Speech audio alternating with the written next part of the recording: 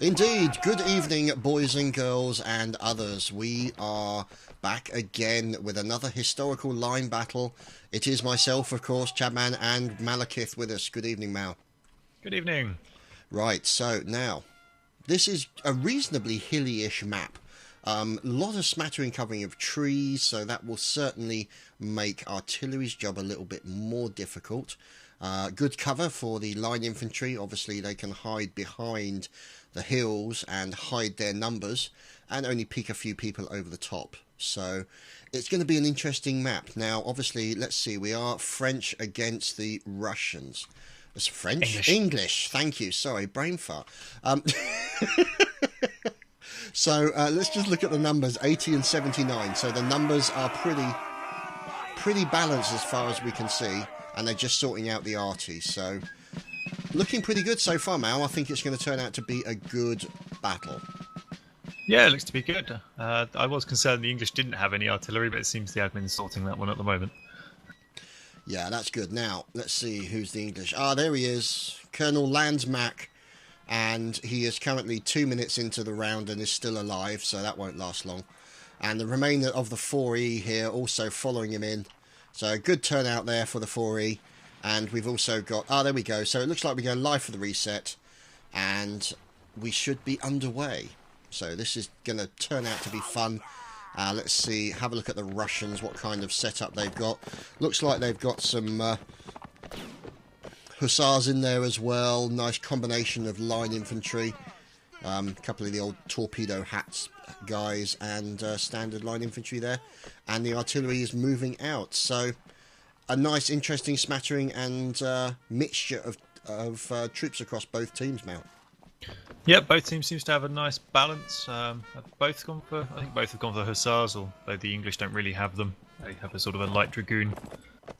One thing I have noticed is the Russian artillery position looks a lot better. Looking out sort of across the field, they've just got a big wide open view, whereas the English have to drag theirs quite a bit. So it'd be interesting to see where they put it. Yeah, I'm just looking at that point at the moment, and yeah, I see what you mean. There's a kind of a plane over to the left-hand side, which is going to make any progression from that side or across from right to left quite difficult for the opposing forces. And they've already started firing, so the Russian artillery is already firing at the English. And, oh, we just reset the map again, so... Yeah, the English didn't have a cannon, so I think they're resetting for that. Okay, alright, so these are technical problems that you always get with these kind of games. You know, it takes a little while for everything to settle in. But, yeah, we're getting everything sorted, and there'll no doubt, hopefully, be the round actually running now. So here we go. It looks like the limbered. There's Mephisto there bringing in the artillery. They will be unlimbering it, and they look like standard 6-pound cannons there. No use of howitzers will not really be of much use on a map like this, really, with the howitzers. They might be able to reach if you brought them forward a little bit. I don't think the spawn to spawn would be a possible shot. They could be useful if the enemy tries to stay more static on the hilltops and in the trees, but I think cannons is probably the way to go with all the ability to bounce. Yeah, because, I mean, if you can get it right. Now, it looks like the cavalry, the English cavalry, is already making a push in towards the Russian spawn. Now, we're looking at a nice selection of skirmishers here. Alan Bastard for the SA Dragoons. These guys hiding in rocks. So at one with nature, and we're just looking over to see what the cavalry, I think this is the cavalry of the English over here on the far side. Let's see if we can lock in on them as these guys are making their way around. They are taking some fire. Yeah, looks to be possibly a small line of the dragoons. There we go. There's Colonel Sananda from the Cuirassiers, and followed up by other members of the cavalry section of the English. So these guys obviously... Now, cavalry obviously is a very, very helpful and dangerous thing when used on the battlefield. Under what circumstances is it at its most dangerous? It's usually at its most dangerous when it's used effectively with infantry. Not even necessarily just attacking, but if you can sort of screen and put pressure on a side of a map, the enemy usually has to react, and cavalry can do that very quickly and then leave very quickly as well. You can often force them out of position and then let your infantry overwhelm what's left. As you can see at the moment, the Russian cavalry is trying to pressure the English artillery piece, whilst the English cavalry is going straight into the heart of the Russian spawn. So it'll be interesting to see what's going on here. Yeah, it looks like fire coming in there from Mephisto into the 6TE guards, and you can see now the English pushing up pretty quickly. We're just looking at them at the moment. Looks like they are pushing in very aggressively. Holy crap, these guys are really pushing hard. This is the 6TE. There's Desbro and his team bringing the Union Jack. That's Ulf's Elt for the 6TE, and these guys are actually moving up in a kind of flanking direction over to the right side. Yet the Russians have spotted them. They're now rotating around to the right and offering guns in their general direction. So let's see who these guys are who are defending. This is the 18TES, complete with drummer. Looks like they're presenting and will be offering fire back to the English. Now, looking at this position, the English might have the advantage as they are protected by the brow of the hill. The question is, can they do the same sort of damage to the Russians? A few Russians being taken down there, but numbers are pretty equal. This is pretty much a standard line battle going on here, Mel. Yep, it is. I'm a bit concerned that the English, I mean, they're bringing up their second line, as you can see, just behind the 6T. Their third one is going for some very long-range shots, which probably won't be too beneficial. I doubt they'll hit much from there. And their skirmishers are being extremely defensive. They should be way up here with these front units, pressuring the Russians. If the Russian infantry had been a lot more aggressive, they could have flanked that single line while it was way out of position, but I think they've missed that chance now. Yeah, looking down just below the artillery, you do have a small Russian line bunching up behind one of the hillocks. So whether or not they're waiting to get into an outflanking position remains to be seen. They are looking at the smaller line, which is now retreating. You can see the skirmishers now moving up onto the top of one of the hills by the rock on the right-hand side of the artillery, as a nice fire coming in. Oh, looks like we've got a line battle out and about. There we go, fire coming in from the Russians, as it looks like the bagpipery is on its way back. There's the 75th with Captain Wushel making their way back. They've come under a little bit of fire. A few members of the English battalion have been lost. There we go. Looks like the 6TE have broken.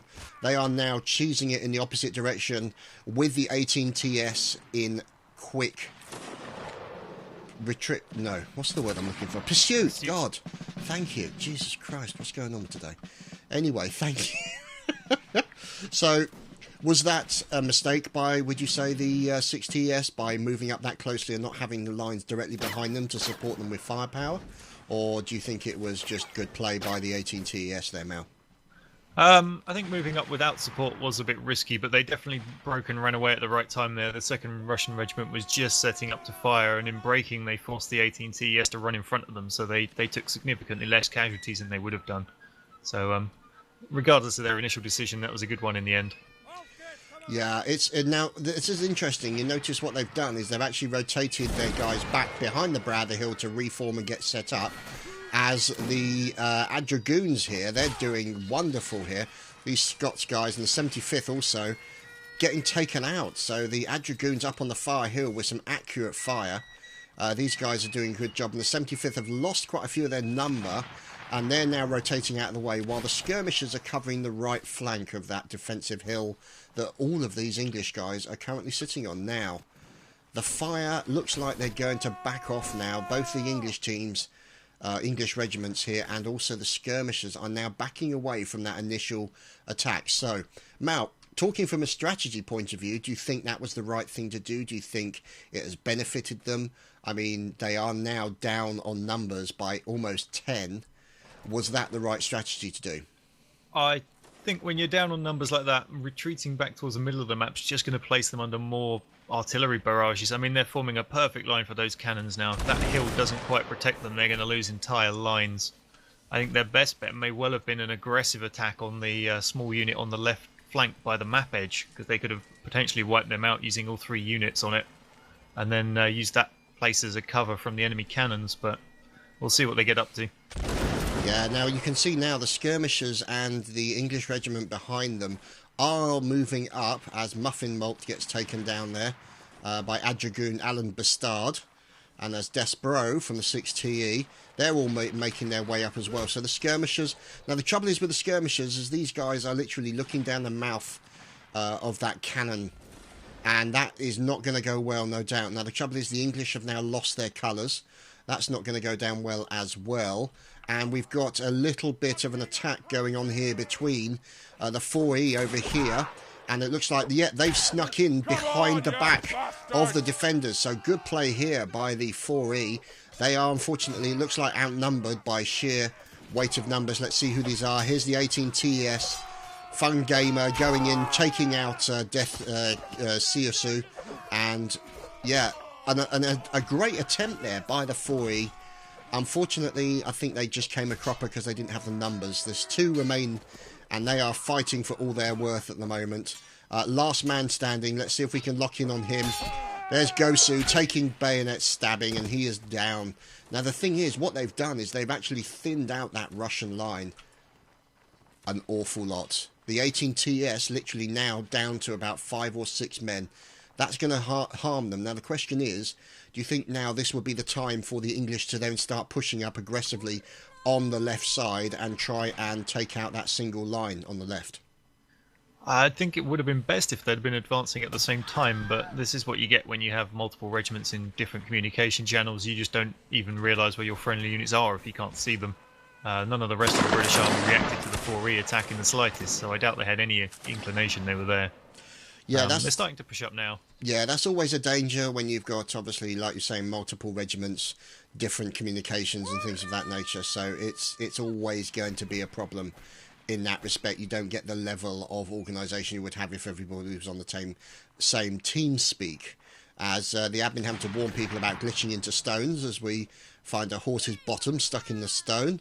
As we're watching the English from the 6TE here moving up towards the cannons of the Russians. Now, the Russians now backing away this rather small line consisting of a recently unhorsed cavalryman and obviously the 18 TES. Oh no, fire coming in from the English, taking down a couple of members of the 18 TES. There's Rab there for the SA Dragoons. He is trying to reload as quickly as he can, but he may not make it in time. And, yeah, that looks like he's going for a bit of rifle fire. Oh, nice shot onto kill 221. So it's looking interesting. 6 versus 10. The English now have the advantage. Before, they did not have the numbers. Now they do. In come the skirmishers. In come the Baker riflemen for the English. 6TE also coming in, going in with the rifle butts. Now, obviously, the problem is with the rifle butts is that you don't have that reach that the bayonet gives you. Isn't that right, Mal? Yep. It's also reduced damage, and because you're doing a swing arc from the side, you're a lot more likely to hit a friendly unit that's trying to come in from the side, which is another problem that officers also face with their sword. But we never see team kills on these sort of games. What are you talking about? So, let's see. 8 versus 2. Now, the question is, where are the remaining 2 Russian? That was rather a forlorn cheer, I have to say, as they are now literally looking at the hill where the artillery was, and it thinks these looks like it's a single line man. There's Cutler for the 15th, and one of the hussars new. So there's not really much they can do against that number. Maybe they'll get lucky. Maybe they'll go in and do a little bit of stabby goodness. Maybe they'll get lucky. What do you think, Mal? What are their chances? It depends if they can catch the British in pieces, in which case it will all come down to melee. If they come in and force, especially as riflemen, they're going to get their chance to shoot whenever they feel like it. So you can see now, basically, they are currently attacking a bagpiper, and unfortunately they're now in a position where they're going to come under fire from the skirmishers. So this is not going to be pretty. So the bagpipey guy has done a great job of holding them up. Nude gets taken down by rifle shots, and he takes down the bagpiper. We do not approve of unlicensed bagpipery as he goes in for the stab. This is an honourable finish, and the United Kingdom have won the round. So we will return with the next round. Be right back. And we have returned for the second round. An interesting first round, that, Mal. Very aggressive play by the Brits. They needed to pull back after the Russians decided to move their forces over to the right. A nice attack from the rear by these 4E managed to trim some of those numbers, and it certainly helped out. Good play by the English, I would say there, Mel. Yep, definitely. The Russians started off looking very good defensive, but the 4E surprise attack, and then they just seemed to be splitting up to chase Russian regiments all over the place, and took significant casualties as a result. Okay, so let's move on. Now, this is something that you don't see a lot in actual normal line battles, the kind that you know your regiment does, but you see them in historical battles as them setting up defences around the artillery, primarily, I would say, anti-horse defences, so that they can't be snuck up on by the enemy cavalry. So obviously these are the kind of things that make sense as we're moving out with the Russians on the left-hand side, a great big huge double line of 18 TES, as they are moving out in quite a substantial number, led by Oberst Blöcher, and getting set up, drummer in the back. Now, obviously, musicians helpful in this particular game. Know some information about them, what they did historically? It was usually for transmitting orders between the commanders and the regiments, I believe, and keeping time in the case of the drummers. Yeah. I mean, it's kind of similar with certain, you know, like you do with the horns and stuff like that. Certain bugle calls telling them what to do. You know, it's days before radios and all that funky stuff. So, all very good. All very good. Now, obviously, they give you certain bonuses. I don't know whether or not the bonuses are switched on, but can you tell us about some of the bonuses that musicians give? Yep, musicians as a whole for line infantry give you a reload speed bonus, so all the line infantry in the area, it doesn't affect the officers unfortunately, get a boost to their reload speed so they can fire another volley off quicker. Standard bearers do the similar thing for melee, and officers themselves do one for accuracy. Cool.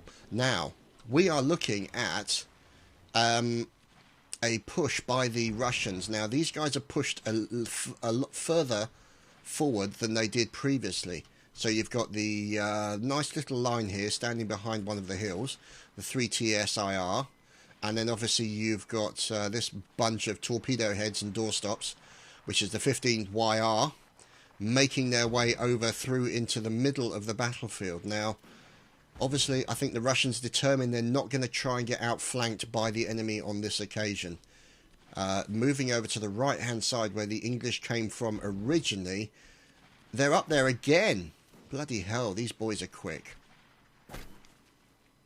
So, what are they going to do? Oh, there we go.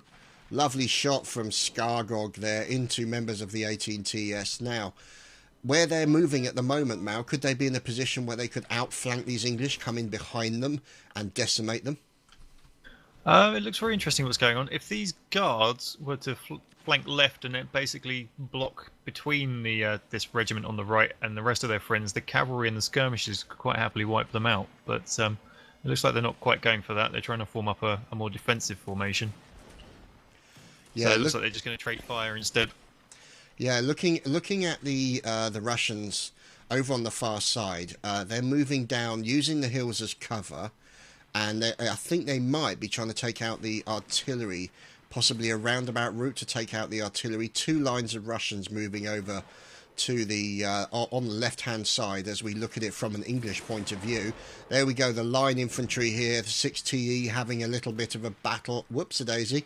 Meguro killing Bow Goose. I wonder if that's a relation to Bow Jest, but we'll have to wait and see.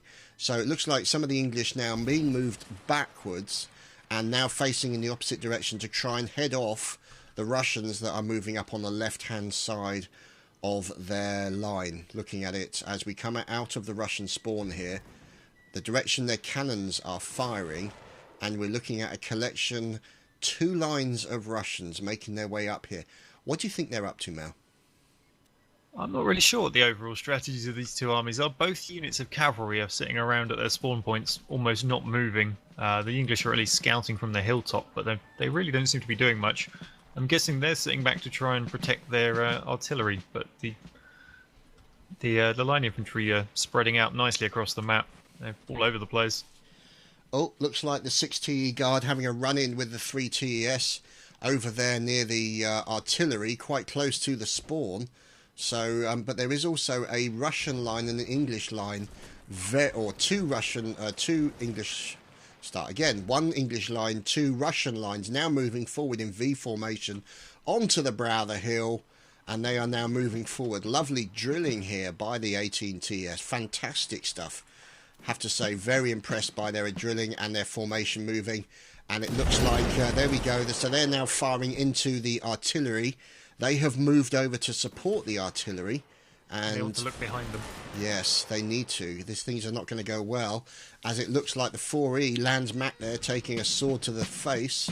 Very unfortunate for him, as we're looking... Yeah, there you go. The Hussars have come in, and it looks like the 4E have tried to repeat what they did previously and go in for a surprise attack, but it did not occur as they would have liked on this occasion, as they got taken down by quite a few Hussars, along with poor old Tail-End Charlie here, Killerbread, the last man standing, quite literally, the only survivor of the 4E Grenadiers. Oh, correction, there is one in there. There we go. There's Looker, who is no longer a Looker. He's now a corpse, as the 6TE are trading fire with the 18TS. Now, what happens now, do you think, Mal? That Russian detachment seems to have pulled back off the hill because they're threatened on the flank by the British skirmishers, which was a nice position for them to move up to. The skirmishers were supported by a second line, who seem to have backed off back towards the Russian end of the map, which is a shame because they could have had a nice flank attack going here. So I think the British are just like happy to sit there and let this cannon decimate this unit sitting in the field in front of it at the moment. Yeah, it's looking that way at the moment. Now, obviously, these English here, cuirassiers are in there taking down members of the 3TS. Let's see if we can lock in on where these guys are. Having trouble finding them at the moment. Here we go. Now we're looking at the 15YR. Oh, fire coming in between the 75th and the 15th YR. Quick fire, and oh my goodness, the 15th there lost 4 of their numbers. They're now down to 5. These guys are backing off. It looks like they were unlucky when it came to aim. They only managed to kill one of them. We got a few winded people. A couple of people take a bullet there from Russians, who are now firing towards the artillery of the English. So it's all happening out here on the field, and let's see if we can lock in on the Dragoons. Yeah, look at this. There's a Dragoons, and you can see Sharquian, or Sharquikan, not sure what his name is. These guys have tried to attack the artillery of the Russians. Now, the Russians have defended this really well. Sandbag usage and obstacles. It's making it hard for them to get in there, Mal. Yep, trying to get in through those barricades is never going to be easy, especially when the targets you're after can dive behind things like the cannons to block your attacks and stuff. You really do need to eliminate all the other troops in the area if you're going to take on something like that. Yeah, now, you've obviously got a nice small line there defending you. There's a 3TS. They've now backed off to the artillery area. Try and defend that point. Now, who is the engineer? There's Recruit Turin for the 3 and the DL3. He's doing a great job of his engineering skills there. Have to say, he's done a superb job of creating a good combination of anti-horse barricades and sandbags to offer cover for his defenders. So very good, and looks like the 18TS having a major battle with the 6TE. As you can see, we've got another regiment of English moving up. They're going to move in. Yeah, it looks like they're going in for a bit of bayonet stabbiness. And let's see what's going on. Yeah, more fire coming in, and I think it's fair to say that these guys, it's not going to go well for them. The 18TS are pretty much completely outnumbered and will get butchered and taken down by the 75th and friends, Mal. Yep, that was. They kind of knew that was coming. You could see them retreat to the hilltop just for a last stand. I guess the only other thing they could have done was try to go up and then dive down the side of the hill back to their own spawn, but the numbers in this score sheet say they wouldn't have had many people to get back to after that long run. Yeah, the Russians down to 16, the United Kingdom, correction, 27, as a nicely placed cannonball there, taking out Nerdbot and Maguro from the SA Dragoons. So those guys, very unfortunate. Those Baker rifles dropped in the field. Nice accurate stuff. They've decided to back off, so not a huge amount of the skirmishers left. Looks like we've got at least 5 in total. We nearly had 4 there. Cannonball they just managed to dodge. And it looks like these Russians are now moving up towards the English artillery. So let's see what's going on. Yeah, there we go. Looks like they're probably going to load up with canister shot and take a pot shot at these guys who are darting back and forth in front of them. Not really a guaranteed kill, but we'll have to wait and see. Let's see. Yeah, it looks like they've decided not to fire and are sitting back behind the cover of the cannon. Bit of fire coming in. 2 people killed each other straight away. And Fleet Admiral Whoop manages to kill another member. And, oh, out comes the rifle butt on the commander there of the artillery. It's not going well for him. But look at this. Another English regiment has come charging in to help their friends. This is the 6th TE coming in to assist against the Russian skirmishers. Good timing there, you think, Mal? Yep, very good timing. And you got the skirmishers of the British as well. They're bringing in the fire, although it's not really necessary with that many troops around. Yeah, poor old Alan Bastard has got well and truly goosed. So that was a great play there by the English skirmishers and these guys here as well, the 6th TE. They did a fantastic job of timing and bringing it out to support their cannon. And now the English are still able to use their cannon. And let's see, 9 left versus 25. This basically means that the battle has definitely turned in favour of the English. So there we go. Important information. You do not shoot in a charge. Reasons for that kind of rule, Mal? Can you just maybe expand on that? It's just a personal preference. You'll find there's 2 sides to the community. One side of events allow shooting on the charge, and one side doesn't. And speaking from the side that doesn't, we stand by the idea that when you allow shooting on the charge, events pretty much descend into you run at each other to your about in shooting range, and then you spread out and shoot because you're charging. And it just results in everyone fires one rather large skirmish shot followed by a melee, which, in my opinion, gets dull very quickly. Whereas firing not allowing firing on the charge means you have to form up into lines, and you're more encouraged to actually have some line battle shooting at each other. Right, which is kind of the I suppose it's the signature kind of tactic for this particular type of game. Now, that was interesting. The commander nearly got rammed to death by a random horse, which didn't even have a man on it. So that was kind of interesting. Now, let's see if we can find the remaining 9 Russians. Now, we got, yeah, looks like they're all holed up in the artillery. Correction, now 8 Russians. Nice headshot there onto Recruit Turin. No longer alive, and it looks like the remaining members of the Russians have now moved out to engage the enemy. There's Captain Rochelle taken down by the Russian bayonets. Doing a good job. Oh, look at that. Oh dear, 2 versus 1. This poor fellow, he's going to have a few problems. You've got another Russian officer making his way in. There you go, there's Cutter also from the cavalry. Cavalry, the officer of the artillery by the looks of it. And you've got Hussar fighting it out with the Scots Guard over in the corner. There's Corporal Randy Savage, the bagpiper. So he's obviously trying to defend himself and using his offensive bagpipery skills to defend himself against these attacks. It's not looking good for him. Some nice blocks by Randy, though. Looking pretty good so far. I think it's fair to say his chances of survival are not high.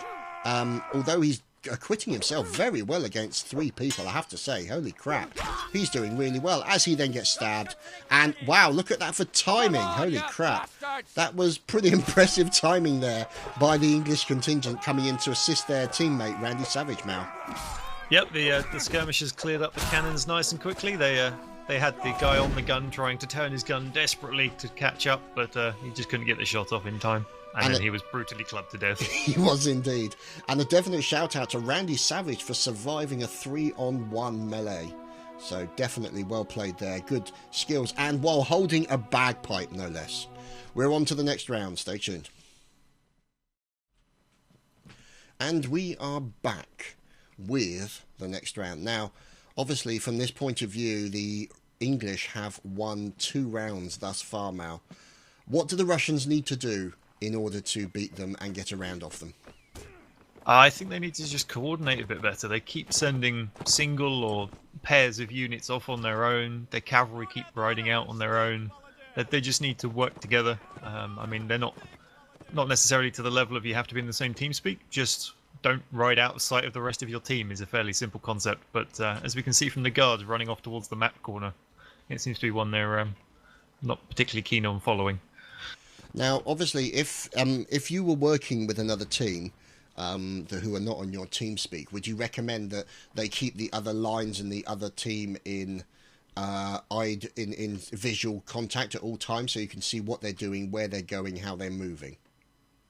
Yeah, it's nearly always a good thing to have, even if the officer himself doesn't do it, have one of his sub-officers keep an eye on where the friendly units are, because if you're expecting them to be on your flank and they haven't been there for the last 5 minutes, you may very quickly find they've been replaced with enemy cavalry.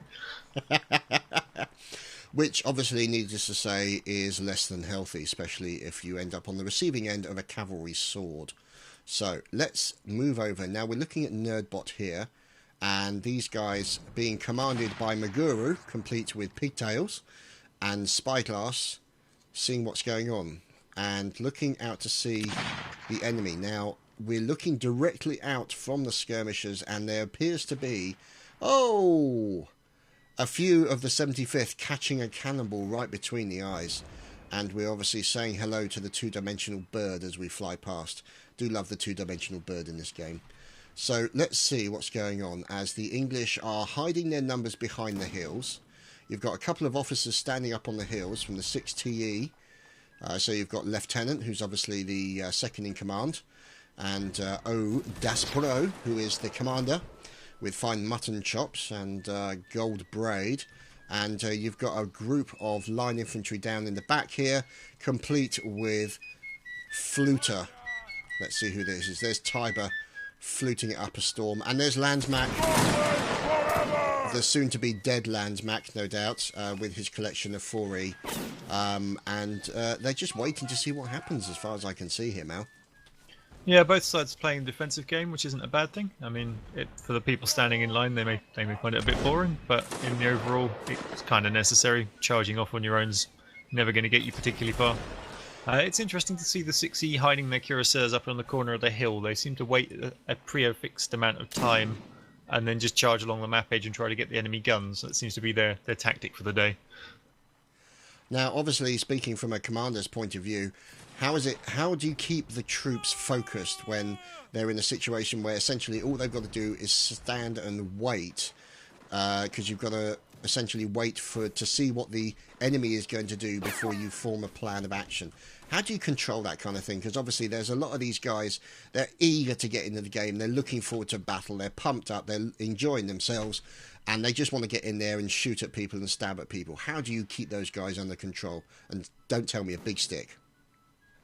A lot of the 7.7 actually have an exercise video available in all good stores now. Bayonets above the head, crouch squat thrusts, just messing around whilst not messing around at the same time. They're still in line. They can still quite happily be shot at.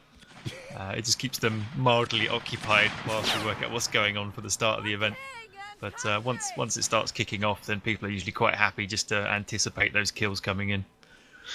Yeah, it's a tricky thing, and obviously, nice shot there by Recruit Bayonerkin. Lovely shot into some of the 6TE, and poor old Muffin Maltz has just taken a cannonball to the face, poor lad.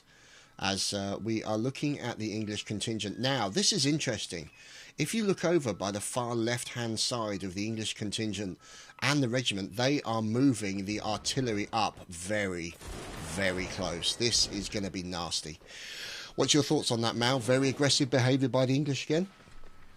Well, the other option they've got is leave it sat at the back of the map, and then they either have to leave someone with it to defend it, or just hope that it doesn't get targeted by the roaming unit cavalry. So aggressive artillery movement isn't a bad thing, and getting closer just allows you to be more accurate. It's whether they take cannon fire in return that's usually the problem. Yeah, now the thing is, obviously, from this point of view, getting the cannon up is a good thing for the English point of view, but do you think it's a failing by the Russians not to be more aggressive, to push them out? Because at the moment the Russians are essentially in their back garden. They are essentially being pushed now by the English. They can't really move out of the spawn that easily. Do you think it's a mistake by the Russians? Do you think they should have moved out a little bit more forcibly, maybe over to the right hand side, and established some dominance over here on one side of the map? From the cannon's perspective, I think they're doing the right thing. There's not a great many places forward of their start position. There's a small hill just in front of the English skirmishers, but it's not got great vision. And they do have quite a good start point, so I think the cannons are doing the right thing. The line infantry hiding on the back hill, personally I would have pushed them up to this hill just in front of the skirmishers, maybe up to the trees they're currently hiding in, just to sort of deny that area of the map a little bit, and see what the British were sending that way to start with. Now, because they didn't come here in one go, they came piecemeal, so you would have quite happily blocked them off by that point. Would you have, obviously, if you moved them up to this hill opposite the skirmishers, which is what I'm looking at now, doesn't that mean moving them out of that kind of indentation there in the ground means that they could be more susceptible to outflanking manoeuvres, possibly from the right side? Yeah, they could be susceptible to outflanking, but you'd usually have at least somebody on top of the hill, one of the officers, looking at that sort of thing, and that's where communication comes in. They would point out that the enemies were moving, and you would shuffle the rest of your forces to accommodate. Okay, now, obviously, music, very important part of the battlefield. Randy Savage, obviously, in there doing his bagpipery goodness. Now, obviously, it's kind of good, but I can't think of a better way to announce your arrival than music. It doesn't give your hiding position away behind the hill any better than music or the entire line pushing the C button, which for anyone who doesn't play does the battle cry shout noises. Nothing says I'm over here than Russians yelling. But oh, the 75th taking some fire from a Russian line directly ahead of them. They've now moved down. They're supported by the skirmishers on their right flank. And let's see, over on the far left-hand side of the Russians, you've obviously got the artillery there supporting, bringing fire down, and it looks like this English line is now actually moving past the line that is engaging those Russians and appear to be slightly aggressive on the left-hand side of the Russian map. Now, obviously, this could be smart play here by the 6TE. They are losing numbers to the cannonballs of the Russians, though. Really starting to thin those numbers as a large majority of the English forces, including the 75th in tail, or tailing onto the back of the 6TE, now pushing pretty hard to the left-hand side of the Russians. You're about to say, Mal? Yeah, if you have a look at the British line on the map edge, they've pushed really wide, and the other lines went the opposite direction, leaving a massive hole down the middle, which would be a perfect time for cavalry to go take out that cannon, but they're nowhere to be seen, so the skirmishers are having to do it instead. Now, they're not a bad unit to take on cannons, because they can spread out, but it's still not their best use. Equally, that line, the English line that's isolated on the side, if you could put force down and annihilate them quickly while your other side of your army holds what's coming the other direction, you could balance or swing the numbers in your favour quite significantly. Yeah, now I'm watching the 4TE over here, or sorry, 4E, look over on the left-hand side, commanded obviously by Landsmack, and it's not an official round. He's got 44 more seconds to remain alive, in which case this will be his personal best for survivability in a line battle or siege. So he's now moving his troops round the back of this hill, maybe to see if he can outflank, but there seems to be a reasonably good line up there, well drilled. Here come the hussars. These guys are now moving back, so it could be that these guys, the 4E, are going to be in trouble because they have nobody covering them, nobody supporting them. In come the hussars. This is not good for the 4E, Mal.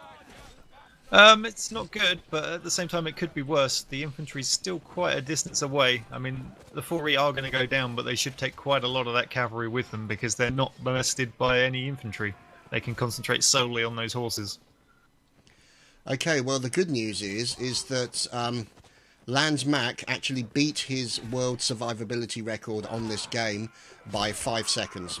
So shout out to Landsmack and his survivability in line battles. And there's Haza, unfortunately, taken down.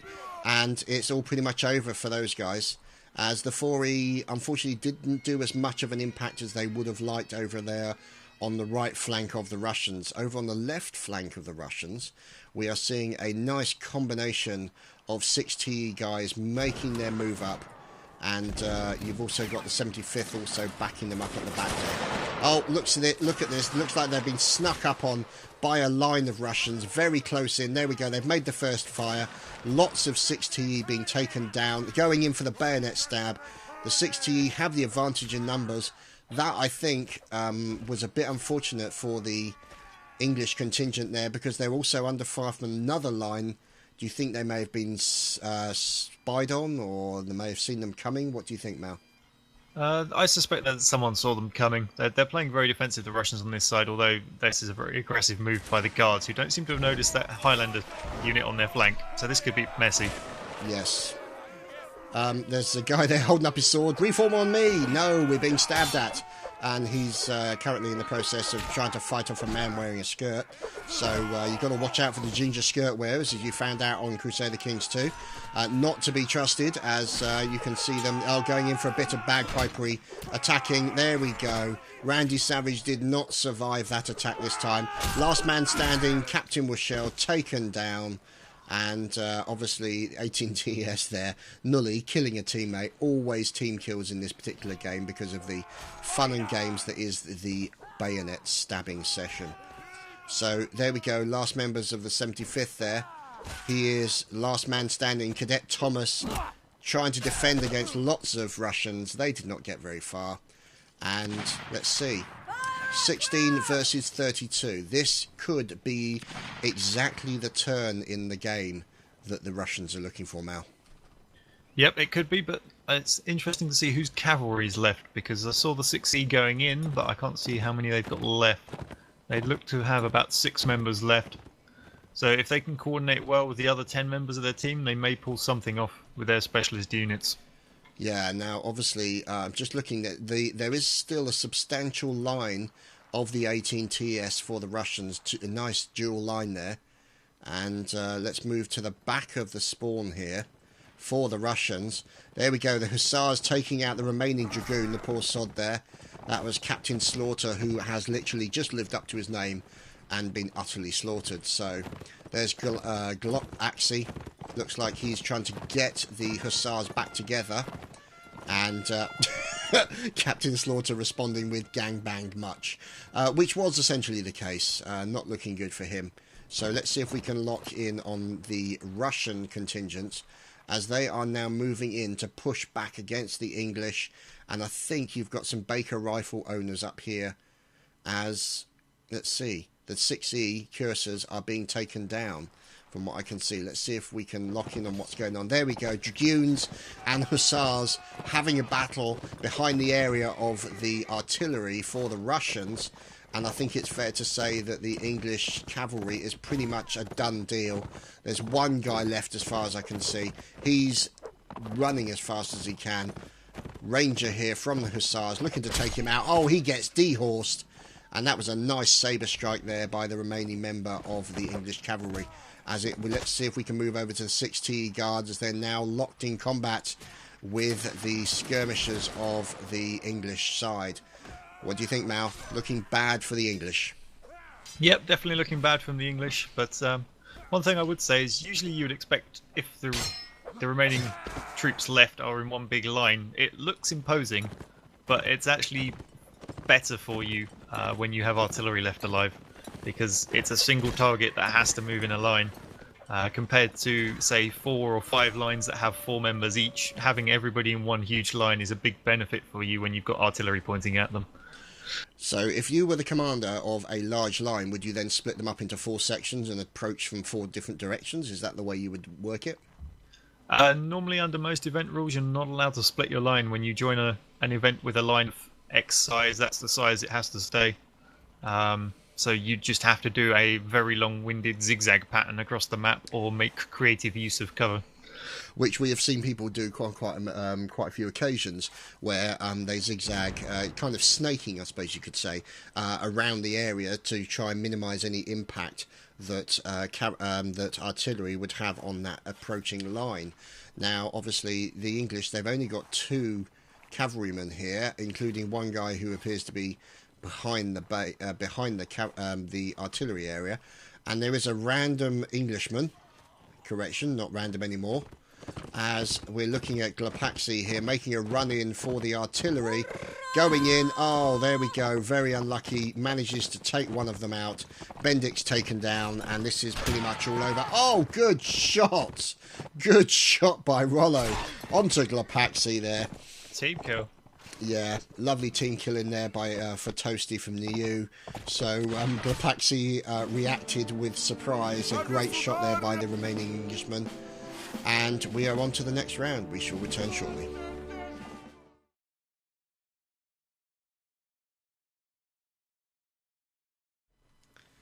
And we have returned, and they have changed the map. Now, one thing I notice about this particular map, a serious difference in trees. Now, let's have a look.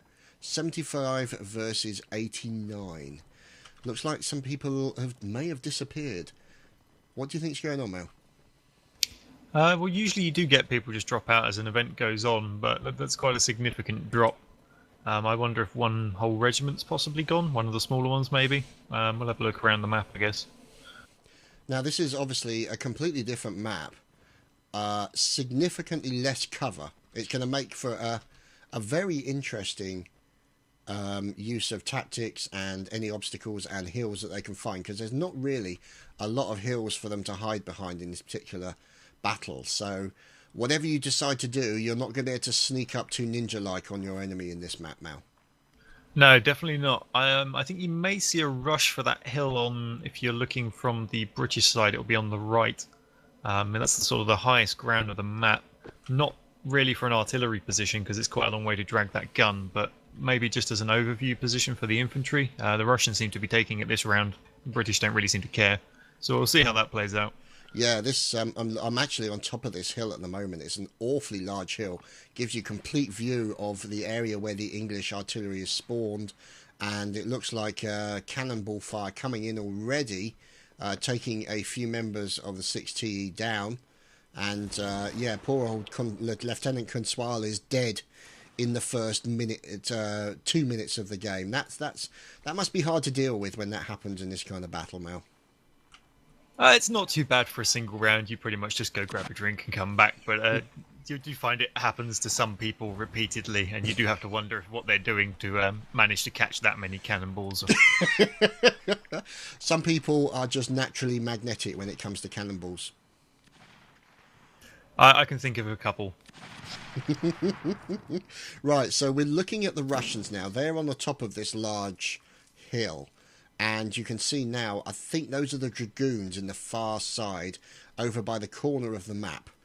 You've also got the artillery in between, and you can see the bouncing cannonballs of the Russian artillery. Now, this is interesting. The Russian artillery has not left its spawn.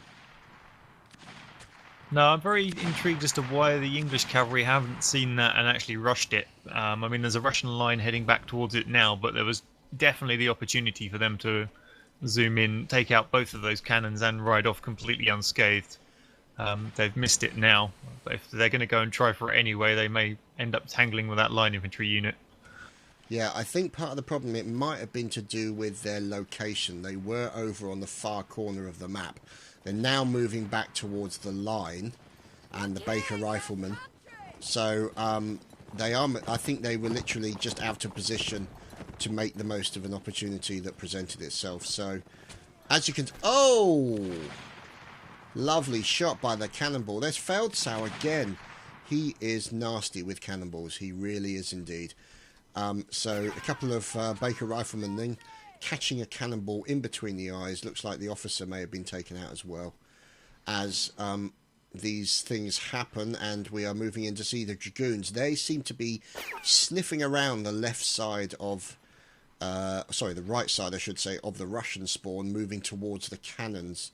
It's not going to do them much good, as you said, because that line has now moved back to defend the cannons, looking out from the right-hand side of the Russian spawn.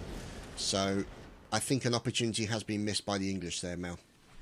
Yep, definitely. The Russians seem to be taking the initiative on clever positioning here. They're attacking the British guns, although the British have pulled back some units to try and cover them now. The cavalry's coming in. They've got a scattered line charge, so they shouldn't be able to shoot, but they're just trying to go for the melee at the moment. Yeah, you've also got the Russian hussars sniffing around that area. Now, I noticed they're now going down the back of the line. Yeah, there we go. They're charging in from a right flank, and they're going to try and take out that English line as they're charging into the Russians. This is going to get very messy. Now, the trouble is there's also going to be a suitable amount of team kills in here as well. Do you think they should have tried to attack it before they went in for the charge? Look at those team kills. Good God, there's so many team kills going on. And, yeah, it's... Do you think they timed that right, or they should have attacked earlier? What's your thoughts? I think that was about right. The line infantry were too sort of distracted by the Russian line infantry that they didn't notice the cavalry coming in. The cavalry managed to get quite a few hits off completely unnoticed there. Perhaps curling more to the left and hitting the skirmishers would have been a better plan, as they're less capable of removing cavalry horses. But it seems to have gone reasonably well for them. Yeah, do you think they maybe should have moved a little bit to the left and like circled round and hit them from behind rather than from the side? Because they did actually hit them from the side there. And, oh dear, Feldsau, looks like the artillery has just been... Yeah, there we go. Oh, looks like the Dragoons are in attacking the Russian artillery. Oh, there's Sharkwikan taking a very bad shot to the face there. The Dragoons are in there trying to do their thing. Somebody's out there trying to bud somebody to death, clean out the wax in his ear rolls. And the Russians have decided to form what I can only describe as an optimistic circle to defend against the cavalry.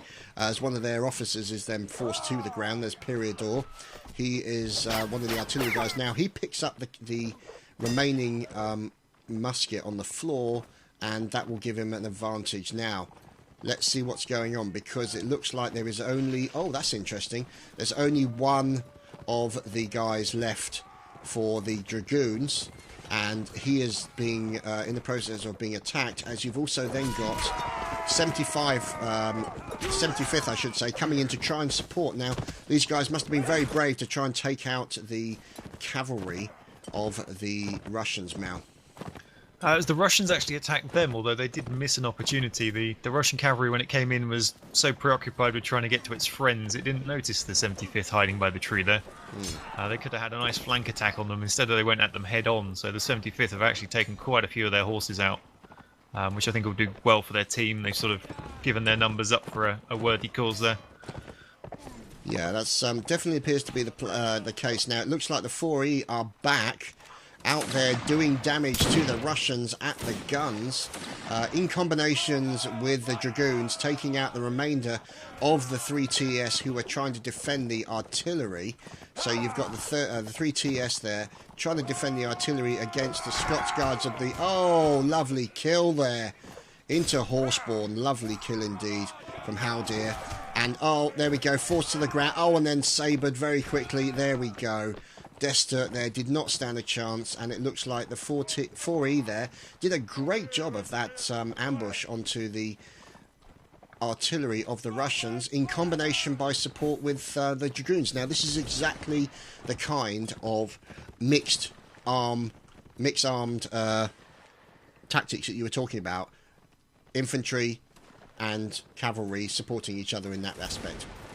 Yeah, you need the infantry to force the enemy infantry to either focus on them or engage them in a sort of firefight, and then the cavalry comes up from behind. You can see the doorstep heads, as you call them, have spotted the cavalry trying to flank round them. They keep twitching to look to the left every so often, so they're aware they're there. What you want is to try and catch them completely off guard, because then you'll just get free kills. Yeah, now at the moment, obviously, the doorstops, the 15th YR, are taking pot shots at the 4E on the far hill. Obviously, at that range, you can see them.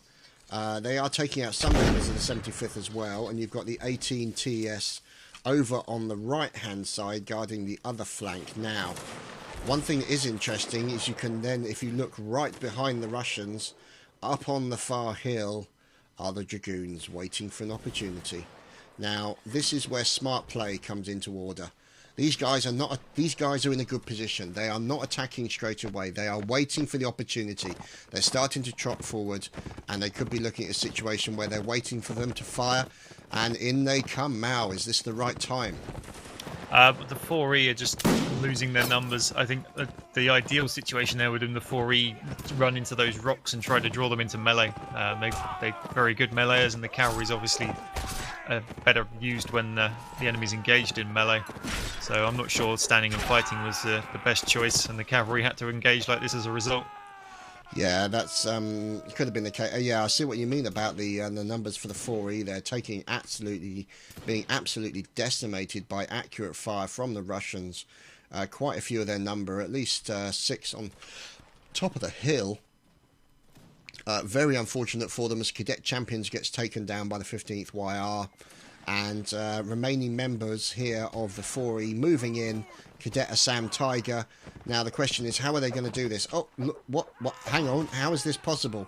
Mac, is he about to improve on his previous record for the last round? There we go, he's broken his record by 2 seconds. So Mac is definitely on a roll today, I have to say. We're looking at PFC Ono. Going into Takafuma, the Scots Guard. Lovely stab there and a Wilhelm scream from the dying man. And looks like the remaining members of the Scots Guard as Killer Bread then just got slayed. Not sure what that was about. So let's see. And there we go. The Russians have won a round. No shooting out of formation. So we shall return shortly with the next round, boys and girls. And we are back. Now, that was a lot more interesting from the Russians' point of view. How do you think they improved their situation in that particular round, Mal? I think they just had the coordinated fire. The not rushing in at the end there was very well played, whichever of the regiments decided that, or whether it was just sort of consensus from them both knowing that they were near a friendly unit. That was definitely the right way to play that. They had this significant firepower, and they were a split target, so they were much harder to hit compared to the 4E. So I think they just overall they had the right stuff going on there. The only thing I would say is they left their artillery exposed, which fortunately for them the English didn't capitalise on really. Now, obviously, when it comes to this kind of thing, speaking from a sort of in the field commander point of view, how important is patience when you're playing this particular game?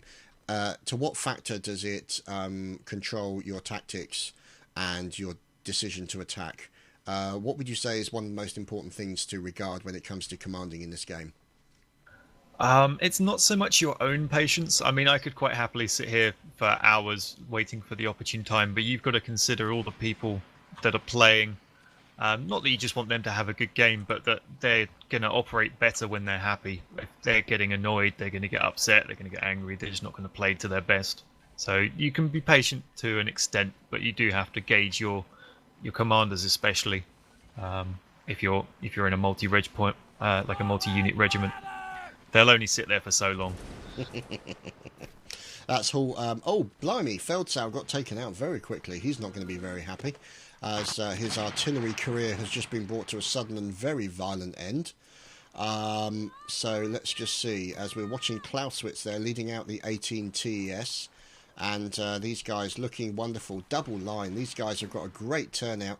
Really have to say these guys are really good. Well drilled, organised and controlled. Look at them. Don't they look wonderful? Definitely have to say these guys are on their game. As we are looking at Blucher, let's see what's going on.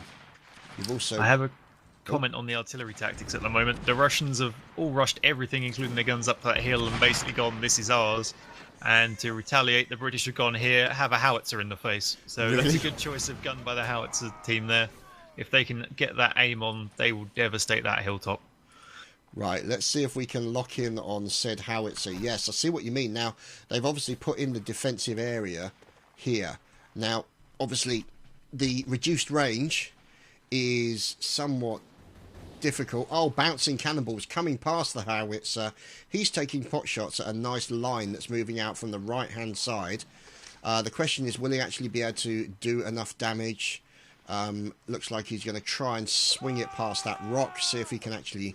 make it. No, looks like he's been too late. He might have to refocus his attention onto the artillery that is firing. Oh, no, over the top of the rock. Hopefully he's got his distance right. Let's see. No, it just bounces over the hill the other side, about 50 metres away from the advancing lines. Now, the trouble is, they know that that's a howitzer. They are coming for him, and he has a small line here to defend him, as the 6TE Guard here making their way back under the command of Dasbrot, and hopefully they will be able to defend the artillery against what is a slightly larger line. Mal. Yep, they're definitely going full force of numbers. They've spread out already, which means the Russians can't fire. Whether the British will get into positions, that's a questionable formation for firing from. We'll see what the admins think of that, if there's any of them who've seen it. Yeah, so as you can see now, the melee has begun, and it looks like the 6T Guard doing a good job here, trying to take down as many as possible. You've also got the 75th moving in, along with the Bayfield Rifles as well. So the riflemen for the 6T also moving in, and most of the English have been taken down. There are a few members left. There's Consala's there.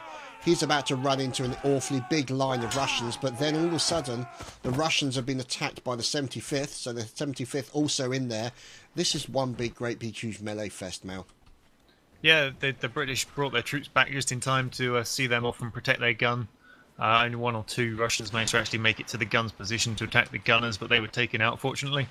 That howitzer is going to be the key to clearing that hilltop. If it can land a shot between the 2 enemy cannons, it can wipe out all of the crew. So they've just got to keep that alive and hope that they can aim it properly. Yeah, I'm actually with the Russian artillery at the moment. Oh, he got that so close. That was a howitzer landing, I would say, no more than 15 feet away from those guns.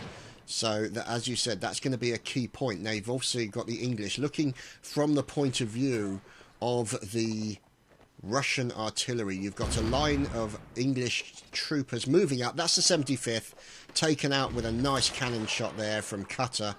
As let's just see what's going on. We're moving over to see the Hussars moving out as well. So you can see them also supported by another line now coming out of spawn. Now, this is interesting, because it's a matter of what the English decide to do. Looking at numbers, 49 versus 41. Will the Russians have the numbers to push them back, do you think, Mal? I think the Russians are going to play very defensively. I'm not sure what that 75th line hopes to achieve with sort of 8 men pushing up against the fortified hilltop of the entire Russian army. I think that's possibly wasting lives. I believe the Russians should be focusing on that enemy howitzer and its gunners far more than they are. They've already landed 1 shot right in front of these cannons. Fortunately, the defence absorbed all of the shot, but there goes another defence, as you can see if you're looking at the guns. Yep. Now, if one of those hits, it's all over. Yeah, that's going to be, I wouldn't say pressure, but that could be a game changer for the Russians. Especially considering how many people are gathered around that gun. We're looking at least 6 around these 2 guns at the moment. You've then got the English 75th. Looks like they're trying to deal with that. There's Rochelle in. Oh, there we go. Look at that. Beautiful shot there by Skargog, taking out Cutter, and unfortunately, I think, killing one of the English. So, look at that. Great fire there by the howitzer, and it looks like that attack attempt by the 75th has been neutralised, and the Russians are still standing. They still have both guns active, even though one appears to be pointing the wrong direction. So, looking interesting to see what's going on. Looks like you've got a set up of cavalry on the right hand side by the Russian spawn. It looks like they might come under attack from the Dragoons and the Hussars. So here we go, Dragoons and Hussars taking each other on now, out in the field. Let's watch E.T. Phone Home. Great name. Fantastic name. As looks like the cuirassiers, they're taking a little bit of fire. Looks like, oh God, have you seen E.T. Phone Home's face? That's quite, he looks like a horse. So as you can see there, looks like Skargog finding his range with a nice howitzer shot onto Maguru and Shotgun. So, remaining members of the Dragoons, there's not a lot left. There's Godfrey also in there. And let's see who this other fella is. No, he's just gone down. He's about to be barged to the floor. This is a bad idea. He is currently trying to defend himself against these circling Hussars and didn't do a very good job, unfortunately. So, let's check our numbers. 35 versus 19 for the English. They're really going to have to pull it out of the fire here, Mal. Yeah, they're definitely going to have to go full defensive, form up around that howitzer, and just hope that it can pull them through. I think the British still have the Russians still have their skirmishers. They've still got a few cavalry. Both guns are operational. They've got the specialist units to deal with them. They're just going to have to try and work out the best way of doing it. Yeah, now obviously looking at, there are 2 members of the, let's see, the cuirassiers who are remaining. And it looks like we've got 3 of the hussars. Looks like we've got all the skirmishers for the Russians. Looking good in that respect. The artillery cannons looking both well controlled and armed. You've got Death Start in there as a flag. Oh! Holy crap, that was nasty. That was... The sorry. Russians are down to their last gunner now. If he can take him out, that's their artillery completely neutralised.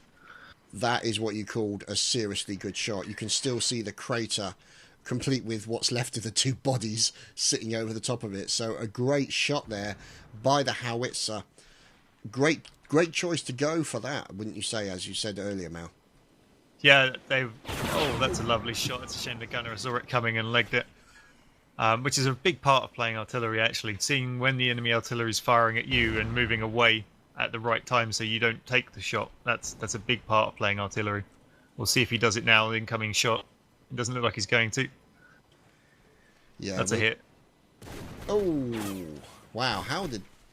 Now, that hit pretty much in the same place, but did not hit nearby where the guy is reloading his cannon. However, you do have a line on the opposite side taking pot shots at some English, I think, who are hiding behind a rock, as indicated by the flag, which keeps popping out from behind the rock, which I'm just wondering if that's the equivalent of taunting them. It's like, we're over here, shoot at us. But there we go, another great artillery shot there, and he did exactly as you said. He basically backed off from the gun as soon as he heard the whistle of the explosive ordnance coming over in his direction. It's going to be tricky for them to actually get the kill that they're after now. Yeah, the best way for them to do it would be if they had someone with a telescope telling them he's going right like that, then they aim him for where he's running, which they do appear to be doing, so there must be someone over there relaying commands.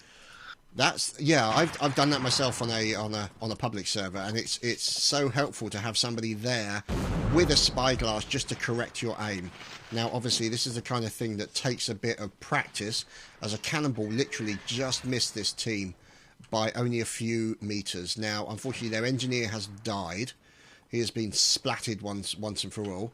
And let's just watch these fellas who are doing the arming. So there's Skargog in there. He is the aimer, and looks like he's possibly going for the line of skirmishers, which is running over to the right-hand side.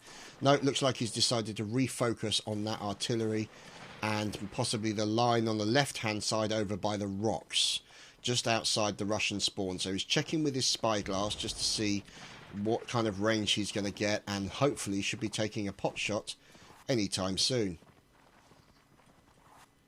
No, he's just refining his aim, as it looks like we got the 6TE guard in. There we go. The cannonball's away, off towards the enemy. Let's see what kind of result it gets. Waiting for the resulting explosion. A little bit short there, as you've now got a Russian contingent who are pushing towards the guns. So it looks like to be the skirmishers over here on the right-hand side, complete with a doorstop head. That would be Destert. So, making... Oh, dear. Oh, nice kill there by Destert into Godfrey. Remaining members of the Dragoons taken down very quickly. Flippin' heck, Destert reloaded that very quickly. Did a great job. So obviously he went down with a bayonet kill and then shot the remaining Dragoons. So let's see, 9 versus 19. Not looking good for the English at the moment, Mal. No, definitely not. I'm not too sure why the cavalry threw their lives away there. I would have thought they'd have waited until they had sort of engaged with other units of the British, but I guess they're kind of figuring it's over and just wanted to get it done with. Now, one thing that's quite interesting is you've got skirmishers taking pot shots at skirmishers. So they're going to have a little bit of trouble if they're going to try and move into a position that's defended by riflemen. The increased accuracy of that rifle will certainly help them. Whether or not it's going to be enough, because they're now being closed on from 2 directions in opposite directions, I suppose you could say. So it's questionable as to whether or not they're going to be able to survive that, whether or not they decide to make a tactical decision and get out of the way. Oh, that was so close to taking out those Russians. Could not have been more than 20 or 30 feet away from them. High explosive ordnance in the direction of the 3TS. as they're now running in towards the guns, as no doubt their Russian comrades are making a run in from the right-hand side at any moment, complete with skirmisher rifle fire. Mal. Yeah, the one problem with these howitzers is when they get in close, as you can see, he just has not got the angle to get down to shoot at things, and canister from them is very difficult to aim. They are definitely a parabolic trajectory weapon and not meant for flat firing. So as you can see now, I think it's going to be a cut and dry case of sheer weight of numbers. The guy's trying to move the howitzer around as quickly as possible. Looks like they're lining up, and poor old Corporal Jimmy took a shot. Looks like the fire coming in. Now the question is, can he get the cannon round in time to fire? Goes for the fire. Holy crap, he actually killed somebody. Poor old Karen took some canister shot to the face from... Oh, he won't live that down for a while. And now we're into the meaty section. So Skargod going in there, defending himself from one of the dehorsed hussars. Oh, nice blocking. Oh, and he takes him down there. Derpy Hooves, great name, by the way. As we're looking at Skargod trying to defend himself against the onslaught of the Russians. You've got a captain behind him. There we go, another kill. Looks like the captain is now trying to shoot at him, as he's going in for a quick stabby goodness onto one of the attacking Russians. Oh my goodness, he's the only man standing. Skargod is going bananas. He has gone completely Rambo, but he was not able to survive the onslaught of numbers.